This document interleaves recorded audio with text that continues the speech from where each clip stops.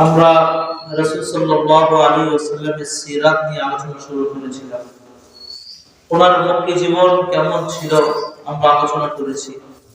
ওনার মাদানী জীবন কেমন ছিল আমরা আলোচনা করেছি। আস্তে আস্তে রাসূল সাল্লাল্লাহু আলাইহি ওয়াসাল্লামের জীবনের একটা অংশ জিহাদ যুদ্ধ সম্পর্কে আমরা আলোচনা শুরু করেছিলাম। ইসলামের প্রাথমিক যুদ্ধ, যেটাকে কোরআনের পরিভাষায় বলা হয় ইয়াউমুল ফুরকান, হক এবং বাতিলের মাঝে পার্থক্যের যে লড়াই তথা বদর যুদ্ধ আমরা শেষ করেছি। আমরা যা জেনেছি আল্লাহ পাক রব্বুল আলামিন মুসলমানদেরকে ওই যুদ্ধে কিভাবে সাহায্য করেছেন এবং রাসূল সাল্লাল্লাহু আলাইহি ওয়াসাল্লামের স্বপ্নকে আল্লাহ তাআলা কিভাবে পূর্ণ করেছেন আমরা জেনেছি। তার পরবর্তী সবচেয়ে বড় যুদ্ধ যেটা ছিল সেটা হচ্ছে উহুদ যুদ্ধ। সকলে বলি কি যুদ্ধ? উহুদের যুদ্ধ। আমরা সকলেই জানি যে বদর যুদ্ধে মুসলমানগণ তথা সাহাবায়ে কেরাম কাফেরদের বড় বড় লিডারদেরকে হত্যা করেছে, জানি না আমরা। এবং এই যুদ্ধের ভিতরে কাফেরদের মধ্য থেকে যারা বড় বড় ছিল, আবু জাহেল, উতবা, শাইবা, আবু লাহাব কিন্তু যুদ্ধে শরীক হয় নাই, জানি না এগুলো আলোচনা হয়েছে। আবু লাহাব যুদ্ধে শরীক হয় নাই, বরং সে তার বাড়িতেই ছিল। আল্লাহ পাক রব্বুল আলামিন তার গলার ভিতরে একটা রোগ দিয়েছিলেন, ওই রোগে আক্রান্ত হয়ে সে মারা গেছে। তো মক্কার যে বড় বড় লিডার পার্সন ছিল, বড় বড় ব্যক্তি ছিল, তারা মারা যাওয়ার পরে তাদের সন্তানদের ভিতরে প্রতিশোধ নেওয়ার চিন্তা জাগলো, আগ্রহ জাগলো যে আমাদের বাবা, আমাদের সর্দার, আমাদের নেতাদেরকে মাত্র 313 জন মদিনার মুসলমানরা হত্যা করেছে। আমরা কোনোভাবেই এই অপমানকে মেনে নিতে পারি না। তখন তারা এই যে বদর যুদ্ধ শেষ হওয়ার পরে আবু সুফিয়ানের যে বাণিজ্যিক কাফেলা ছিল, যে কাফেলা সিরিয়ায় নিয়ে গিয়েছিল ব্যবসা করে, অস্ত্র খরিদ করে মুসলমানদেরকে হত্যা করবে, ওই কাফেলার ভিতরে তাদের যে টাকা ছিল, পয়সা ছিল, সম্পত্তি ছিল, তারা চিন্তা করলো, পরামর্শ করলো যে এখানে আমাদের যে মূল ধন আছে, যে ব্যক্তি যত টাকা দিছে শুধুমাত্র ওই টাকাগুলো ফেরত নেবে, তার ব্যবসার করে যে লাভ হয়েছে ওই লাভ্যাংশকে ফেরত দিবে না, বরং এই লভ্যাংশের মাধ্যমে নতুন করে সেনাবাহিনী প্রস্তুত করা হবে, নতুন করে সৈন্য প্রস্তুত করা হবে, নতুন করে অস্ত্র প্রস্তুত করা হবে। এগুলো করে কি করা হবে? এগুলো করে বদরে মুসলমানরা আমাদেরকে যে আঘাত করছে, আমাদের নেতাদেরকে যে হত্যা করছে, আমরা উহুদের এর প্রতিশোধ গ্রহণ করব। মক্কার কাফেররা যখন তারা এই পরামর্শ করলো, তখন তাদের ভিতরে চিন্তা জাগলো যে সর্বপ্রথম আমাদের ভিতরে লিডার নিয়োগ করা দরকার। আমাদের এখন নেতা কে হবে? নেতা নিয়োগ করা দরকার। তো মক্কার পরবর্তীতে যারা সম্মানিত ব্যক্তি ছিল, শক্তিশালী ছিল, সম্পদের দিক থেকে, শক্তির দিক থেকে, তারা পরামর্শ করে ফয়সালা দিল যে আবু সুফিয়ানকে এখন মক্কার লিডার বানানো যায়। আবু সুফিয়ানকে মক্কার লিডার বানানো যায়। আবু সুফিয়ান কিন্তু পরবর্তীতে বিদায় হজের আগে ইসলাম গ্রহণ করছে। তো আবু সুফিয়ানকে মক্কার লিডার বানানো হলো এবং তারা নতুন করে প্রতিটা ঘর থেকে যুদ্ধের প্রস্তুতি শুরু হয়ে গেল। তার ভিতরে দুইটা গোত্র, কিনানা এবং তিহাম, এই দুই গোত্রের লোকেরা একেবারে খুব প্রস্তুত, কারণ তাদের অধিকাংশকে হত্যা করা হয়েছিল বদরের ময়দানে। হাবশী যারা তাদের গোলাম ছিল, যেমন বিলাল হাবশী রাদিয়াল্লাহু তাআলা আনহু, ওনার নাম এসেছে হাবশী কেন? কারণ তিনি হাবশার ছিলেন, হাবশা থেকে ওনাকে ক্রয় করে এখানে আনা হয়েছিল। তো যারা হাবশী ছিল তাদের যে তীরের যে নিশানা, এটা কখনো ছুটত না। তারা হাবশী গোলামদেরকে আশ্বাস দিল, বিশ্বাস দিল, তাদের সাথে ওয়াদা করতে হলো যে যদি আমরা উহুদের ময়দানে মুসলমানদেরকে হত্যা করতে পারি, তোমাদেরকে আজাদ করে দেব।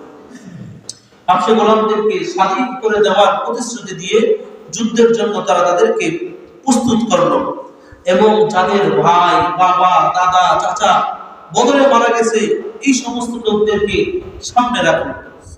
কারণ তাদের ভিতরে তো হত্যার আকাঙ্ক্ষাটা বেশি, তাদের ভিতরে লড়াইয়ের আকাঙ্ক্ষাটা বেশি। তারা এই সমস্ত লোকদেরকে সামনে নিয়ে আবু সুফিয়ানের নেতৃত্বে 3000-এর বেশি যোদ্ধা, কত হাজার? 3000-এর বেশি যোদ্ধা তৃতীয় হিজরি শাওয়াল মাসে মদিনা অভিমুখে রওনা দেন। তাদের মধ্যে ছিল 700টি বর্ম পরিহিত, মানে 700 জন যোদ্ধা এমন ছিল যাদের যুদ্ধের পোশাক ছিল, যুদ্ধের পোশাক পরিহিত যোদ্ধাই ছিল তাদের ভিতরে 700 জন, এবং তাদের সাথে ঘোড়া ছিল 200টা। তাদের মধ্যে উট ছিল 300টা।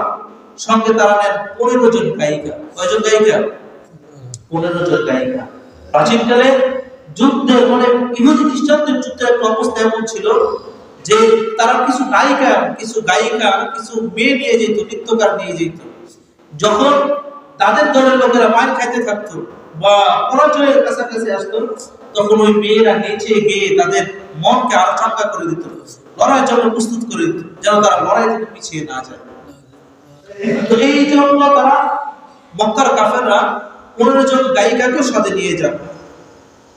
এদিক দিয়ে যখন তারা রওনা হয়েছে, নবী করিম সাল্লাল্লাহু আলাইহি ওয়াসাল্লাম খবর পেয়ে মদিনাতে সাহাবায়ে কেরামদের সাথে পরামর্শ বসলেন যে এখন কি করা যায়, যেহেতু তারা বদরের প্রতিশোধ নেওয়ার জন্য আমাদের সাথে লড়াই করার জন্য আসতেছে, এখন কি আমরা এখানে বসেই থাকবো নাকি রাস্তায় গিয়ে তাদেরকে প্রতিহত করব? সাহাবায়ে কেরামদের মধ্য থেকে দুইটা পরামর্শ আসলো। এক নাম্বার পরামর্শ হলো যে আমরা এখানেই বসে থাকবো, এবং যখন মক্কার কাফেররা মদিনায় প্রবেশ করতে চাইবে, আমরা মদিনায় থেকে মদিনার প্রবেশ গেট আমরা আটকিয়ে তাদেরকে আক্রমণ করব। যদি আমরা এই কাজটা করি তাহলে আমাদের ওই পরিমাণ ক্ষতি হবে না, কারণ মদিনা আমরা জানি, আমরা থাকি, আমরা বুঝি এখানের অবস্থাটা কেমন। কিন্তু আরো কিছু সাহাবায়ে কেরাম যারা বদর যুদ্ধে শরীক হতে পারে নাই, তারা নবীজিকে বললেন, ইয়া রাসূলুল্লাহ, বদর যুদ্ধে তো আমরা কাফেরদের সাথে লড়াই করতে পারি নাই, আমরা সেখানে জিহাদ করতে পারি নাই, শহীদ হতে পারি নাই। এখন আমরা আপনার কাছে অনুমতি চাই, আপনি আমাদেরকে বাহিরে গিয়ে লড়াই করার অনুমতি দান করেন। এখন দুই দল, একদল লোক তারা মদিনা থেকে লড়াই করতে চায়, আর একদল লোক তারা বাহিরে গিয়ে লড়াই করতে চায়। দুইটা পরামর্শ রাসূল সাল্লাল্লাহু আলাইহি ওয়াসাল্লামের কাছে আসলো। নবী করিম সাল্লাল্লাহু আলাইহি ওয়াসাল্লাম ওনাদের পরামর্শ শুনে রুমের ভিতরে গেলেন। যাওয়ার পরে নিজের যে যুদ্ধের অস্ত্র, যুদ্ধের যে বস্ত্রটা আছে, যুদ্ধের যে পোশাক আছে, ওই পোশাক পরিধান করে বের হয়ে চলে আসলেন। এখন যারা নবীজিকে বাইরে গিয়ে লড়াইয়ের জন্য উদ্বুদ্ধ করছিল, তারা চিন্তা করলো, মনে হয় নবীজির ইচ্ছা ছিল মদিনায় থেকে লড়াই করা। আমরা বারবার নবীজিকে বলার কারণে নবীজি হয়তো কষ্ট পেয়ে নিজের চিন্তাকে, নিজের পরামর্শকে পরিবর্তন করেছেন। এজন্য তারা আবার বলতে, ইয়া রাসূলুল্লাহ, যদি আপনি চান মদিনা থেকে লড়াই করেন। নবী সাল্লাল্লাহু আলাইহি ওয়াসাল্লাম বললেন, কোন নবীর জন্য এটা উচিত নয় যে সে যুদ্ধের পোশাক পরিধান করার পরে সেটা খুলে ফেলবে, যুদ্ধের পোশাক পরিধান করার পরে সে বাড়িতে বসে থাকবে। নবী করিম সাল্লাল্লাহু আলাইহি ওয়াসাল্লাম সাহাবায়ে কেরামদেরকে নিয়ে মদিনা থেকে বের হলেন। ওই সময় সাহাবায়ে কেরামের সংখ্যা ছিল 1000। কতজন? তাদের মধ্যে যুদ্ধের পোশাক ছিল 100 জনের। তবে ইবনে হাজার আসকালানী রাহমাতুল্লাহ আলাইহি বলেন যে শুধুমাত্র অল্প কয়েকজনের যুদ্ধের পোশাক ছিল, এছাড়া কারোর যুদ্ধের পোশাক ছিল না। নবী করিম সাল্লাল্লাহু আলাইহি ওয়াসাল্লাম সাহাবায়ে কেরামদের অর্থাৎ মুসলমানদেরকে 3টা বাহিনীতে পৃথক করলেন, 3টা বাহিনী বানাইলেন। একটা হচ্ছে মুহাজিরদের বাহিনী, আরেকটা হচ্ছে আউস গোত্রের, 3 নম্বর হচ্ছে খাজরাজ গোত্রের। নবী সাল্লাল্লাহু আলাইহি ওয়াসাল্লাম 3টা বাহিনী বানালেন এবং 3 বাহিনীর 3 জনকে নেতা নিয়োগ করলেন। নবী করিম সাল্লাল্লাহু আলাইহি ওয়াসাল্লাম যখন মদিনা থেকে বের হলেন, মদিনা থেকে বের হওয়ার পরে যখন সাহাবায়ে কেরাম সহ সাউদ নামক স্থানে পৌঁছলেন, একটা জায়গার নাম কি নাম? সাউদ নামক জায়গায় যখন মুসলমানরা পৌঁছলো, তখন ওই যে মুনাফিকদের সর্দার আব্দুল্লাহ ইবনে উবাই আছে না, ভুলে গেছে তাকে? আব্দুল্লাহ ইবনে উবাই তখন বলল যে আমি আগে পরামর্শ দিয়েছিলাম আমরা মদিনায় থেকে লড়াই করব, মদিনার বাইরে আমরা বের হব না। অতএব যেহেতু আপনি বের হয়ে চলে আসছেন, আমরা এখন আপনার সাথে নাই। বললাম সুবহানাল্লাহ। তো আব্দুল্লাহ ইবনে উবাই তার 300 সৈন্য নিয়ে, মানে যারা তাকে পছন্দ করত, এরকম 300 জন মুসলমানদেরকে নিয়ে সে উহুদ যুদ্ধের রাস্তা মানে সাউথ থেকে চলে আসে। এখন মুসলমানদের সংখ্যা হলো 700 জন। মুসলমানদের সংখ্যা 700 জন, আর কাফেরদের সংখ্যা 3000-এরও বেশি। সাহাবায়ে কেরাম নিজেদের অন্তরের ভিতরে পরিপূর্ণ বল নিয়ে, রাসূল সাল্লাল্লাহু আলাইহি ওয়াসাল্লাম পরিপূর্ণ আশা নিয়ে উহুদের ময়দানের দিকে রওনা হলেন। নবী করিম সাল্লাল্লাহু আলাইহি ওয়াসাল্লাম মুসলমানদেরকে নিয়ে উহুদ যুদ্ধে, উহুদের ময়দানে উপস্থিত হওয়ার পরে, আমরা আগে আলোচনা করেছি, আগের যুগের যুদ্ধের একটা নিয়ম ছিল, প্রথমে সিঙ্গেল লড়াই করা, এটাকে বলা হয় মল্লযুদ্ধ। এই গ্রুপ থেকে একজন আসবে, এই গ্রুপ থেকে একজন আসবে। তো যখন উহুদের ময়দানে কাফেররা আসলো, মুসলমানরা একত্রিত হলো। একত্রিত হওয়ার পরে মুসলমানদের পক্ষ থেকে একজন আগায় আসলো, এবং কাফেরদের মধ্য থেকে পতাকা বাহিনী, পতাকাধারী একজন আগায় আসলো। তার নাম হলো তালহা। তার নাম কি? তালহা। এই কাফের। আরেকজন তালহা আছে, আবু তালহা রাদিয়াল্লাহু আনহু, মুসলমান, উনি কাফের। এই কাফের যখন এগিয়ে আসলো, মুসলমানদের পক্ষ থেকে এগিয়ে আসলো জুবায়ের ইবনুল আওয়াম রাদিয়াল্লাহু তাআলা। অল্প কিছুক্ষণ সময়ের মধ্যে হযরত জুবায়ের ইবনুল আওয়াম রাদিয়াল্লাহু তাআলা কাফেরদের মধ্য থেকে যে এগিয়ে আসছিল তালহা ইবনে তালহা, তাকে হত্যা করে ফেলে। অল্প কিছু সময়ের মধ্যে। নবী করিম সাল্লাল্লাহু আলাইহি ওয়াসাল্লাম যখন এই দৃশ্য দেখলেন, তিনি খুশি হয়ে বললেন, আল্লাহু আকবার। নবী সাল্লাল্লাহু আলাইহি ওয়াসাল্লামের এই তাকবীরের পরে সাহাবায়ে কেরাম সকলেই তাকবীর দিলেন, আল্লাহু আকবার। বুখারীর রাওয়ায়াতের মধ্যে এসেছে যে কেমন যেন তখন ওই উহুদের ময়দানটা মুসলমানদের আল্লাহু আকবার ধ্বনিতে ডুবে গিয়েছে। সুবহানাল্লাহ। মুসলমানদের তাকবীরের ধ্বনিটা তখন এমন হয়েছে।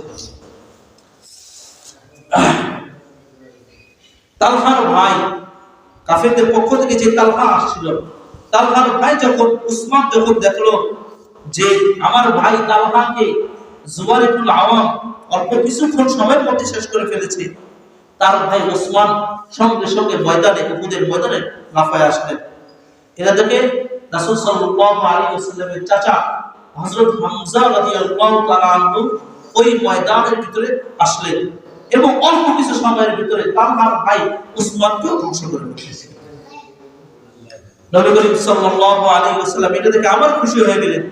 কিন্তু যখন মক্কার কাফেররা দেখলো আমাদের পক্ষ থেকে 2 জন গেল, যাওয়ার সাথে সাথে 2 জনই হত্যা হয়ে গেল, তখন তারা তৃতীয় জনের লড়াইয়ের অপেক্ষা না করে তারা সকলে একসাথে আক্রমণ করে ফেলল। অথচ এটা কিন্তু যুদ্ধের নিয়ম না। যুদ্ধের নিয়ম হচ্ছে 3 জন প্রথম আসবে, 3 জন মল্লযুদ্ধ শেষ করার পরে পরবর্তীতে বাহিনী আক্রমণ হবে। কিন্তু যখন তারা দেখলো যে তাদের 2 জন পতাকা বাহিনী, আমরা তো এখন আমাদের তো পতাকা নাই, আগের যে যুদ্ধগুলো হতো মনে করেন মুসলমানদের পক্ষ থেকে কয়েকজনকে পতাকা দেওয়া হতো, পতাকা, ওনাদেরকে ঘোড়া দেওয়া হতো, যুদ্ধের বস্ত্র দেওয়া হতো এবং পতাকা দেওয়া হতো, এবং যার হাতে পতাকা থাকতো তার আলাদা একটা বাহিনী থাকতো।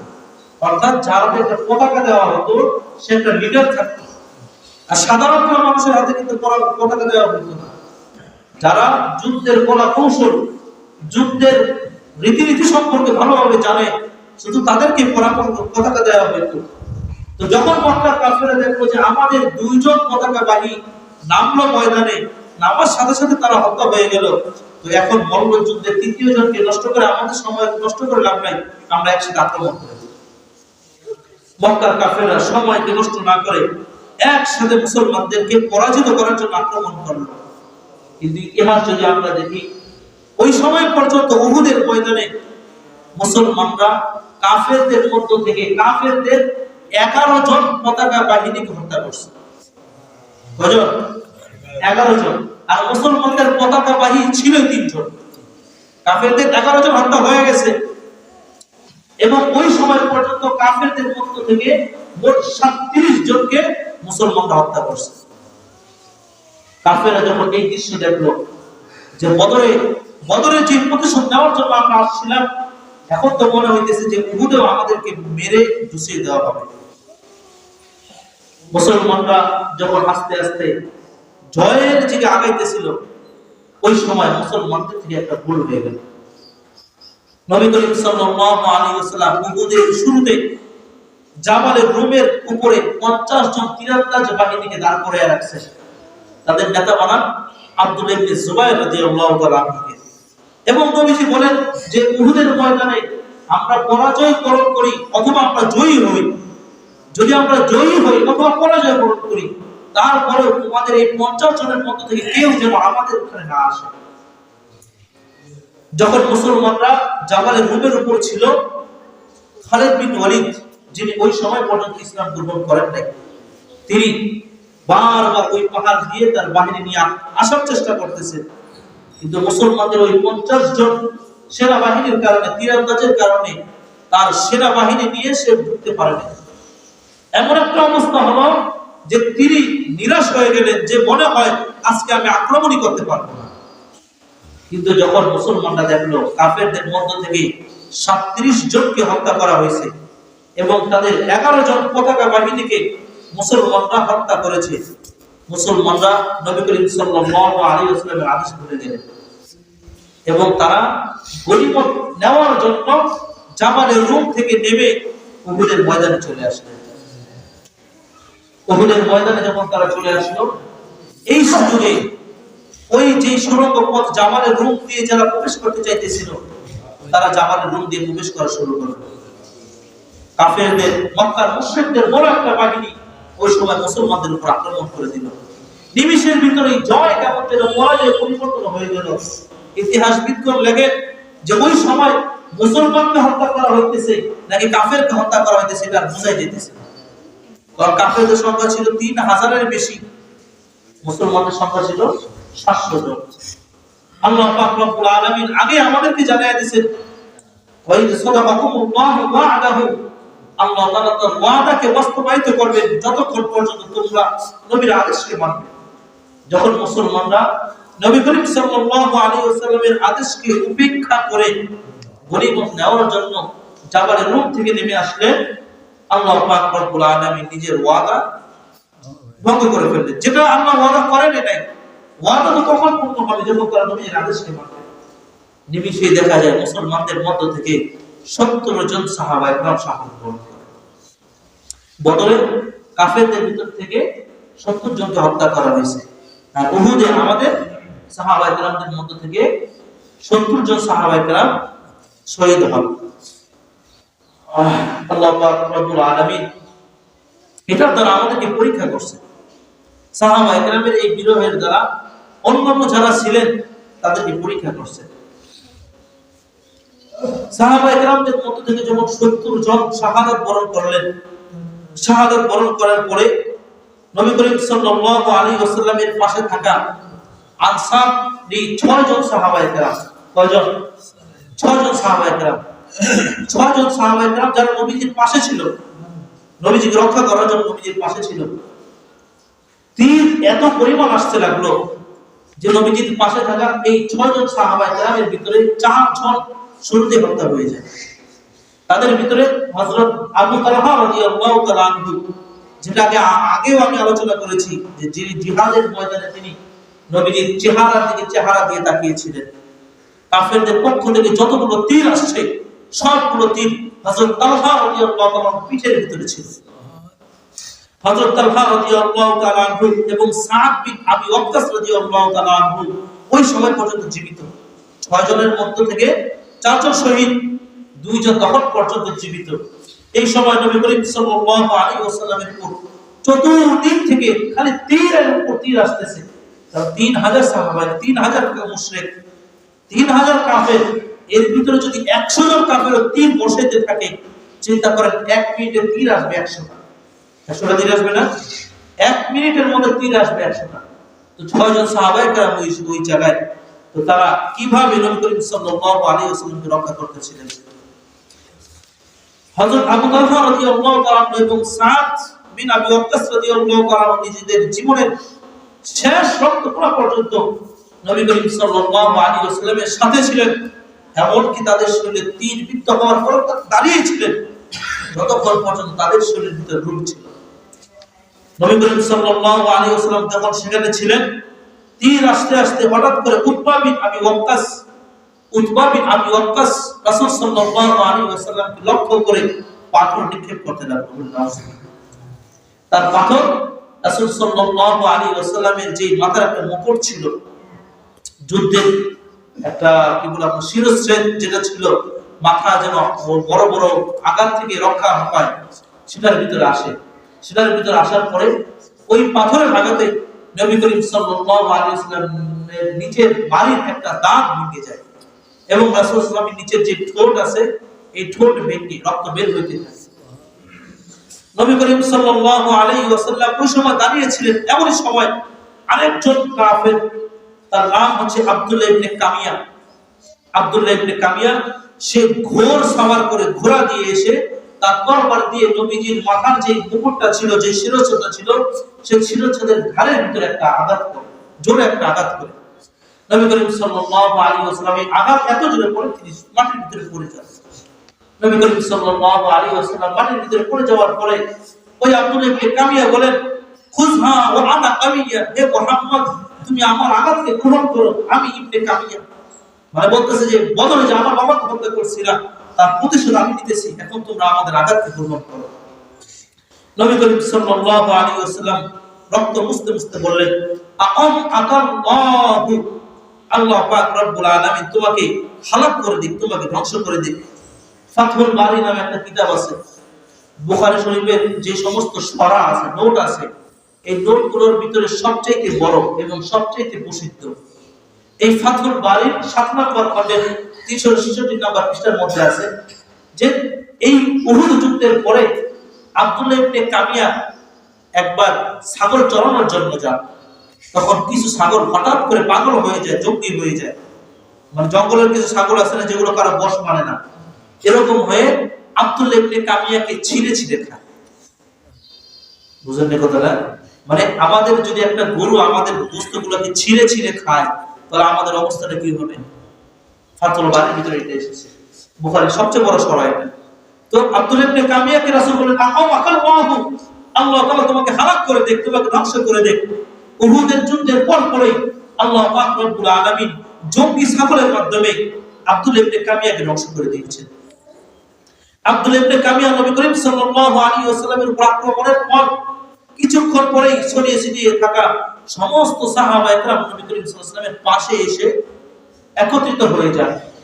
তারপর থেকে ওই দিক দিয়ে যখন আব্দুল্লাহ ইবনে কামিয়া নবীজিকে আক্রমণ করছেন তখন একটা গুজব ছড়িয়ে গেছে যে মুহাম্মদ সাল্লাল্লাহু আলাইহি ওয়াসাল্লাম হত্যা হয়েছে। নাউজুবিল্লাহ। একজন সাহাবী ছিলেন, ওনার নাম হচ্ছে মুসআব ইবনে উমাইর। কি নাম বলেন তো? মুসআব ইবনে উমাইর। উনি মুসলমানদের যে 3 জন পতাকাবাহী ছিল তাদের ভিতরে একজন। তো মুসআব ইবনে উমাইর রাদিয়াল্লাহু তাআলার চেহারাটা অনেকটাই রাসূল সাল্লাল্লাহু আলাইহি ওয়াসাল্লামের সাথে মিলত। যখন উহুদের ময়দানে মুসআব ইবনে উমাইর রাদিয়াল্লাহু তাআলা আনহু এবং আবু দুজানা রাদিয়াল্লাহু তাআলা আনহু, আরেকজন হচ্ছেন হযরত হামজা রাদিয়াল্লাহু তাআলা আনহু, ওনারা উহুদের ময়দানে খুবই বীরত্বের সাথে লড়াই করেছেন। তো যখন মুসআব ইবনে উমাইর রাদিয়াল্লাহু তাআলা শাহাদাত বরণ করেন তখন কোন কোন riwayতের ভিতরে এসেছে শয়তান এই গুজবটা ছড়ায়।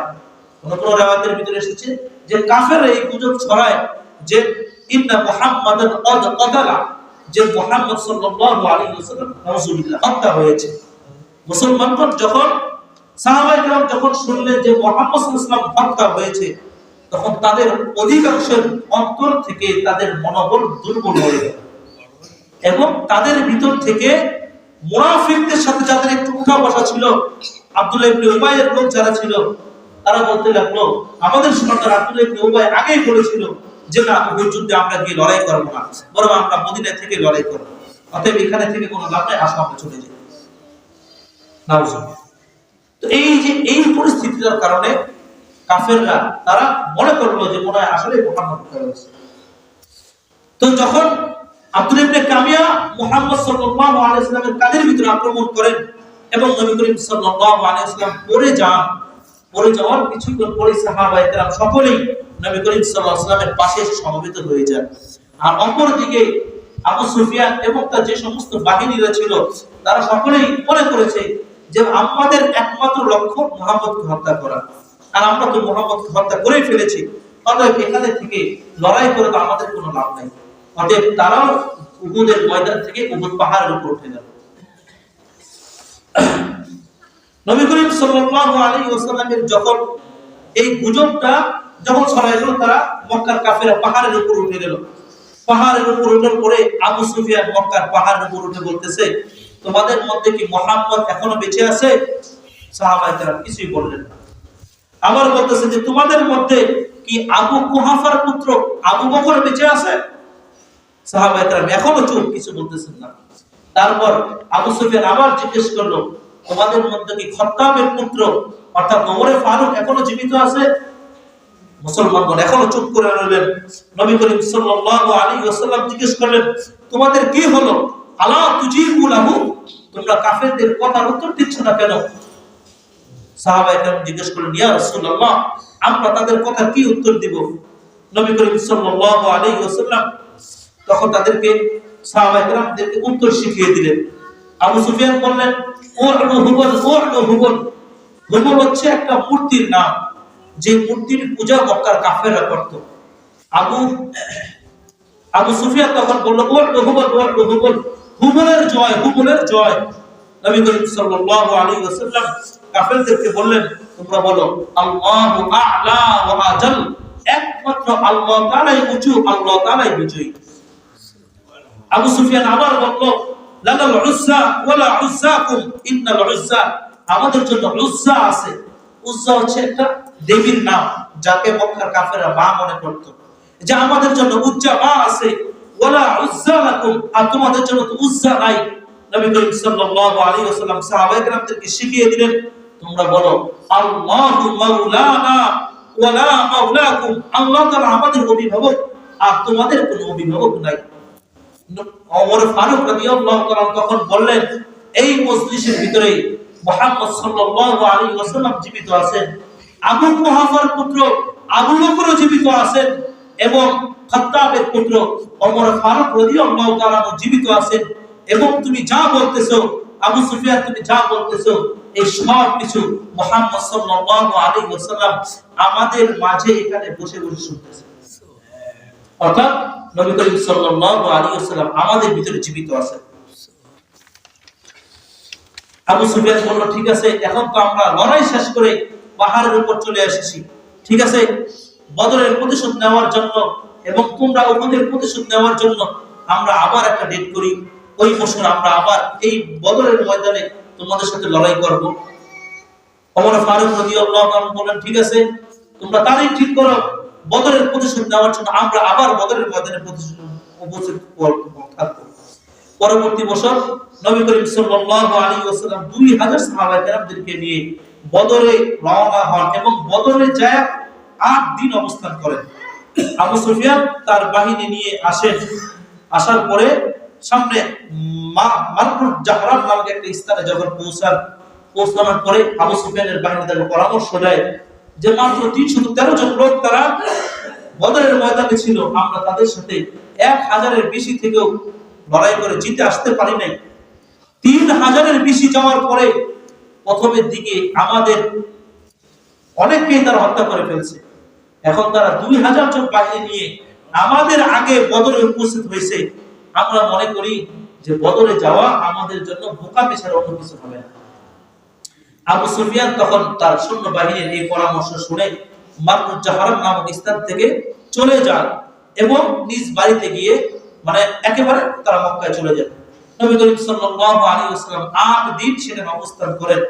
8 দিন অবস্থান করার পরে যখন দেখেন যে না মক্কার কাফেররা আসে না, এবং গোয়েন্দা বিভাগের মাধ্যমে তিনি খবর পান যে না মক্কার কাফেররা তারা যুদ্ধে যদিও তারা বের হয়েছিল, তারা আবার মক্কায় চলে গেছে। নবী করিম সাল্লাল্লাহু আলাইহি ওয়াসাল্লাম তখন সাহাবায়ে কেরামদেরকে নিয়ে আবার মদিনাতে চলে আসেন। তো এই উহুদ যুদ্ধে আল্লাহ পাক রব্বুল আলামিন আমাদের জন্য রাখছেন অনেক কিছু শিক্ষা। এই উহুদ যুদ্ধের ভিতরে আমাদের জন্য রয়েছে অনেক শিক্ষা। উহুদ যুদ্ধ সংগঠিত হওয়ার কারণ 3টা, সংক্ষেপে বলা হয় কয়টা? 3টা। এক নাম্বার, এই উহুদ যুদ্ধের মাধ্যমে আল্লাহ পাক রব্বুল আলামিন মুনাফিকদেরকে বাছাই করেছেন। আল্লাহ পাক রব্বুল আলামিন সূরা আলে ইমরানের মধ্যে বলেছেন, ওয়া মা আসাবাকুম ইয়াওমাল তাকাল জামাআত ফাবিইযনিল্লাহি, যেদিন আল্লাহ তাআলার আদেশে তোমরা লড়াইয়ের জন্য বের হয়েছিলে, ওই দিন একটা দল তার ওই যে শুরুতেই বললাম আব্দুল্লাহ ইবনে উবাই 300 দল নিয়ে আস্তে করে পিছন দিকে চলে আসে। মুনাফিকদেরকে বাছাই করেন। 2 নম্বর, মুমিনদেরকে আল্লাহ পাক রব্বুল আলামিন চূড়ান্ত পরীক্ষা করেন। আল্লাহ বলেন, আম হাসিবতুম আন তাদখুলুল জান্নাহ, আরে তোমরা কি মনে করো আন তাদখুলুল জান্নাতা, তোমরা জান্নাতে প্রবেশ করবে? ওয়ালাম্মা ইয়া'লামুল্লাহু আল্লাযীনা জাহাদু মিনকুম, অথচ আল্লাহ তাআলা তোমাদের মধ্য থেকে যারা জিহাদ করেন না তাদেরকে বাছাই করবেন না? ওয়ালাম ইয়া'লামাস সাবিরিন, এবং তোমাদের মধ্য থেকে যারা ধৈর্যশীল, যারা ইসলামের উপর অবিচল থাকবে, তাদের সম্পর্কে না জেনে তোমাদেরকে এমনিতে জান্নাতে প্রবেশ করবে? তো 1 নাম্বার উদ্দেশ্য ছিল মুনাফিকদেরকে চিহ্নিত করা, 2 নাম্বার ছিল মুসলমানদেরকে চূড়ান্ত পরীক্ষা করা, আর 3 নাম্বার ছিল মুসলমানদের একটা দোয়া ছিল, আল্লাহ বদর যুদ্ধে আমাদের অনেকে শহীদ হয়েছে, আমরা শহীদ হইতে পারিনি। আল্লাহ বলেন, এই ইয়ামসাসকুম করহুন ফাকাদ মাসাল কওমা করহুন মিসলু ওয়া তিলকাল আইয়ামু নুদাউলুহা বাইনান নাস ওয়া লিয়া'লামাল্লাহু আল্লাযীনা আমানু ওয়া ইয়াত্তাখিযা মিনকুম শুহাদা, তোমাদের মধ্য থেকে কিছু মানুষকে শহীদ বানানোর জন্য এই উহুদ আমি প্রস্তুত করেছিলাম। আল্লাহ পাক রব্বুল আলামিন উহুদের যুদ্ধে মূলত মুসলমানদেরকে পরাজয় দেন নাই। পরাজয় কখন হইতো? যখন আবু সুফিয়ান তার বাহিনী নিয়ে মুসলমানদেরকে একেবারে শেষ করে যেত। কিন্তু আবু সুফিয়ান যখন দেখলো যে মুহাম্মদ জীবিত, আবু বকর জীবিত, ওমর জীবিত, আবু সুফিয়ান পাহাড় থেকে নিচে নেমে আসেনি, পাহাড়ের রাস্তা ধরে চলে গেছে। তো এই উহুদের মাধ্যমে আমাদের জন্য অনেক শিক্ষা, তার মধ্যে সবচেয়ে বড় শিক্ষা এটাই যে আমরা রাসূলের আদেশকে অমান্য করব না। আমরা রাসূলের আদেশকে অমান্য করব না। উহুদের যুদ্ধে যেমন রাসূল সাল্লাল্লাহু আলাইহি ওয়াসাল্লাম আদেশ করেছিলেন, ঠিক এখনো আমাদের উপর অনেক আদেশ রাসূলের আছে, কি নাই? বলেন, আমাদের উপর রাসূলের আদেশ নাই? যেই জুমার দিনে আমি আলোচনা করেছিলাম জিহাদ কিভাবে আসলো, ওই জুমায় সূরা তাওবার একটা আয়াত তেলাওয়াত করেছিলাম, ফাইদান সালাফাল আশহুরুল হুরুম ফাকতুলুল মুশরিকিনা হাইসু ওয়াজাদতুমুহুম, তোমরা আল্লাহ তাআলার জমিনে আল্লাহ তাআলার দ্বীনকে কায়েম করার জন্য মুশরিকদেরকে যেখানে পাবে সেখানে হত্যা করবে। এই আয়াত দ্বারা কিন্তু এটাই উদ্দেশ্য না যে তোমরা হিন্দুদেরকে যেখানে পাবে হত্যা করবে, এটা উদ্দেশ্য না। তবে যদি প্রয়োজন হয় তাদেরকে হত্যা করতে হবে, যদি প্রয়োজন হয় তাদেরকে হত্যা করতে হবে। আপনার হাতের ভিতরে যদি একটা প্লেগ রোগ হয়, ডাক্তার বলতেছে যে এখন আপনার হাত না কাটা ছাড়া কোনো উপায় নাই, যদি এই হাত না কাটেন সারা শরীরের রোগ ছড়িয়ে যাবে, তখন কি এই হাত রাখবেন না কাটবেন? কথা বলেন, রাখবেন না কাটবেন? কাটা লাগবে। তো এই কাটার জন্য আপনাকে যে কাটতে হবে, কাটার পদ্ধতি জানা দরকার আছে না? বুঝলেন না কথাটা? কাটার পদ্ধতি ছাড়া কি কাটতে পারবেন? যারা গরু জবাই করে, ধরেন, বা আপনারা যারা চাষাবাদ করেন, চাষাবাদের পদ্ধতি ছাড়া যদি চাষাবাদ করেন, চাষাবাদ হবে? হবে না। যদি এই কাটার পদ্ধতি আপনার জানা না থাকে, আপনি কি কাটতে পারবেন? এখন বলেন তো, এই কাটার পদ্ধতি আমাদের কার কার জানা আছে? আমাদের বর্তমান দেশের অবস্থা এমন হয়েছে যে মুসলমানদেরকে কে মানে কে কি করে করুন, বসে থাকে। মুসলমান সে আইনের লোক হোক, আর মসজিদের ইমাম হোক, আর সাধারণ জনগণ হোক, কে মারে মারো, ফেসবুকে 2টা লেখা দিবা আর চুপ করে বসে। আমরা এটাই মনে করি যে ফেসবুকে যদি আমি 2টা লেখা দিতে পারি, আমার মনে হয় আমি আমার ইমানি দায়িত্ব শেষ করে ফেলেছি। আসলে কি এই ইমানি দায়িত্ব শেষ? কথা বলুন, আসলে কি এই ইমানি দায়িত্ব শেষ? না।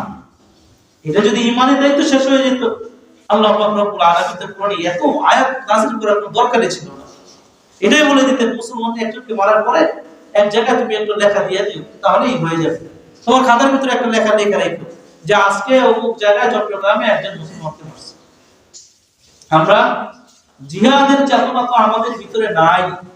যদি কোনো জায়গায় আলোচনা শুনি, সাথে সাথে নারায়ে তাকবীর আল্লাহু আকবার বলে শেষ, ওই মজলিস থেকে বের হওয়াও শেষ, চেতনাও শেষ।